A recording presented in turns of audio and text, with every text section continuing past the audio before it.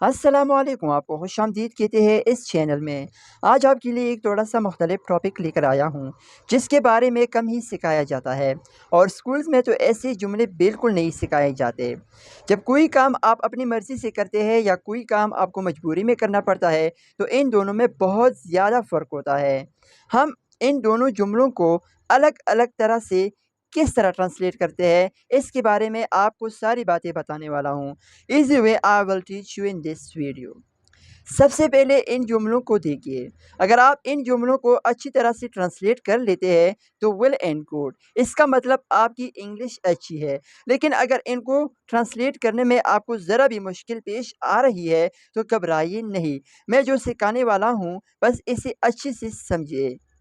سب سے پہلے ان جملوں کو دیکھیے۔ آپ کو نیچے دو جملے نظر آ رہے ہیں، دو طرح کے جملے دیے گئے ہیں۔ سب سے پہلا جملہ ہے کہ مجھے لکھنا ہے، اور دوسرا جملہ ہے مجھے لکھنا پڑتا ہے۔ ان دونوں جملوں میں بہت زیادہ فرق ہے۔ آئیے جانتے ہیں کہ کس طرح۔ دونوں جملے میں لکھنے کا کام ہو رہا ہے، لیکن دونوں میں بہت زیادہ ڈفرینس نظر آتا ہے۔ وہ کس طرح، آئیے دیکھتے ہیں۔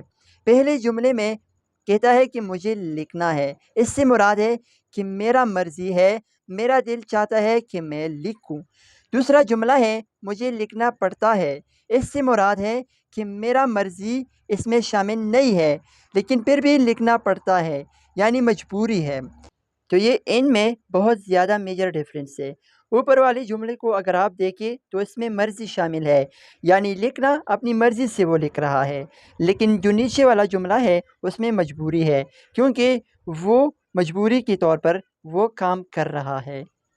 اب ان جملوں کو ہم ٹرانسلیٹ کریں گے۔ ویڈیو کے آخر میں آپ سیکھیں گے کہ کون سا ہیلپنگ وربز استعمال ہوتا ہے اور کون سے وربز ہوتے ہیں، اور اس طرح پورا کانسیپٹ کیا ہے۔ جب آپ مکمل سیکھ جائیں گے تو آخر تک آپ خود ان جملوں کو آسانی سے ٹرانسلیٹ کر سکیں گے۔ تو سب سے پہلا پوائنٹ آتا ہے کہ S2 M2 اینڈ R2 کو ہم کس طرح استعمال کریں گے۔ جیسے ہم پریزنٹ ٹینس میں SMR کا استعمال کرتے ہیں، ویسے ہی ہم R2 S2 اور M2 کا بھی استعمال پریزنٹ میں ہی کرتے ہیں۔ ان سب کا مطلب ہوتا ہے کرنا ہے۔ ان کا استعمال تب ہوتا ہے جب کوئی کام اپنی مرضی سے کرنا ہو۔ مثلا مجھے کھانا ہے، مجھے سونا ہے، مجھے پڑھنا ہے اور مجھے کھیلنا ہے۔ ایسے جملے آپ اپنی مرضی سے کر رہے ہوتے ہیں، اس لیے ان میں R2 M2 S2 کا استعمال کرتے ہیں۔ اب ہم ان کا سٹرکچر جانتے ہیں۔ سب سے پہلے ہم سبجیکٹ کا استعمال کریں گے، سبجیکٹ کے بعد ہیلپنگ ورب کا استعمال کریں گے۔ ہیلپنگ ورب ہم نے S2 M2 اور R2 کا استعمال کرنا ہے۔ اس کے بعد ہم ورب کی فرسٹ فارم استعمال کریں گے، ورب استعمال کریں گے لیکن اس کا فرسٹ فارم۔ پھر اس کے آخر میں ہم آبجیکٹ کا استعمال کرنے والے ہیں۔ تو یاد رکھیے، انگلش گرامر کا ایک رول ہے، جب بھی ٹو آتا ہے تو اس کے بعد ہمیشہ ورب کی فرسٹ فارم آتی ہے۔ جس طرح کہ گو، یہ فرسٹ فارم ہے، اس کے بعد جب بھی ٹو آ جائے تو آپ نے ٹو کے بعد وینٹ نہیں لگانا ہے، آپ نے ہمیشہ فرسٹ فارم کا استعمال کرنا ہوتا ہے۔ تو یہاں پہ ایک ایگزامپل ہے، مجھے انگلش سیکھنا ہے، I am to learn English, I am to learn English. کیونکہ یہاں پہ ایک سٹرکچر دیکھتے ہیں کہ آئی سبجیکٹ ہے، M2 ہیلپنگ ورب کے طور پر استعمال ہوا ہے، لرن ورب ہے، انگلش آبجیکٹ ہے۔ دیکھو ٹو آیا ہے تو یہاں پہ ہم نے ورب کی فرسٹ فارم استعمال کرنا ہے۔ اگر آپ بولنا چاہے میں انگلش سیکھنا چاہتا ہوں تو ہم وانٹ کا استعمال کریں گے، I want to learn English. یہ مختلف جملے ہیں مگر مطلب میں مرضی شامل ہے۔ یہاں پہ آپ دیکھ سکتے ہیں اذا مرضی، یہاں پہ سب کچھ ہو رہا ہے۔ اس طرح اسے مجھ سے بات کرنی ہے، she is to talk to me, she subject ہے، از ٹو یہ ہیلپنگ ورب ہے، ٹاک یہ ورب ہے، to me is a object استعمال ہوا ہے، یعنی اس کی مرضی ہی ہے کہ مجھ سے بات کرے۔ یہ سب پریزنٹ ٹینس ہی میں ہے۔ اگر ہم پاسٹ ٹینس میں مرضی سے کیے گئے جملے بولے تو ہم واز ٹو اور ور ٹو کا استعمال کریں گے۔ واز ٹو ہم ہی شی ایٹ اور سنگل نیم کے ساتھ کریں گے، اور ور ٹو باقی جو سبجیکٹس ہیں ان کے ساتھ، جس طرح کہ آئی وی یو اور دے کے ساتھ۔ مثلا مجھے گھر جانا تھا، I was to go home, I was to go home. तुम्हें सोना था. You were to sleep. You were to sleep. You subject है. Were to helping verb. Sleep क्या है?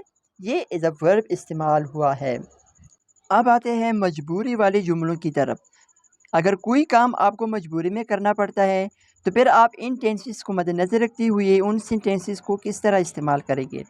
देखो, सबसे पहले प्रेजेंट टेंस में आपने हैव टू और हैज़ टू का इस्तेमाल करना होता है, जबकि पास्ट में आपने हैड टू और फ्यूचर में आपने वेल हैव टू का इस्तेमाल करना होता है.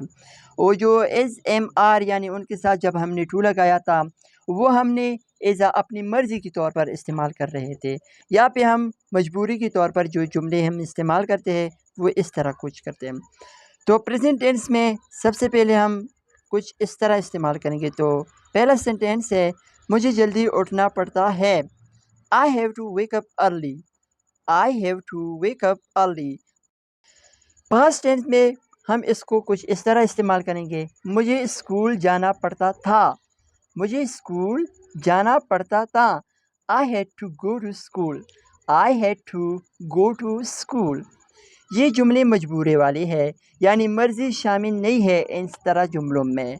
तो याद रखिए, जिस जुमले में मजबूरी हो वहाँ हम इस्तेमाल करेंगे have to, has to, had to और विल हैव. जबकि फ्यूचर में हम कुछ इस तरह इस्तेमाल करेंगे, मुझे स्कूल जाना पड़ेगा, यानी I will have to go to school. उम्मीद है आपको ये वीडियो अच्छी लगी होगी. अगर वाकई फ़ायदा हुआ हो तो वीडियो को लाइक करें, कमेंट करें और चैनल को सब्सक्राइब करना ना भूलें, ताकि ऐसे ही सादा, मुफीद और नायाब सबक आप तक रोज़ाना पहुँचते रहे. शुक्रिया. नेक्स्ट वीडियो के लिए दीजिए इजाज़त. अस्सलाम.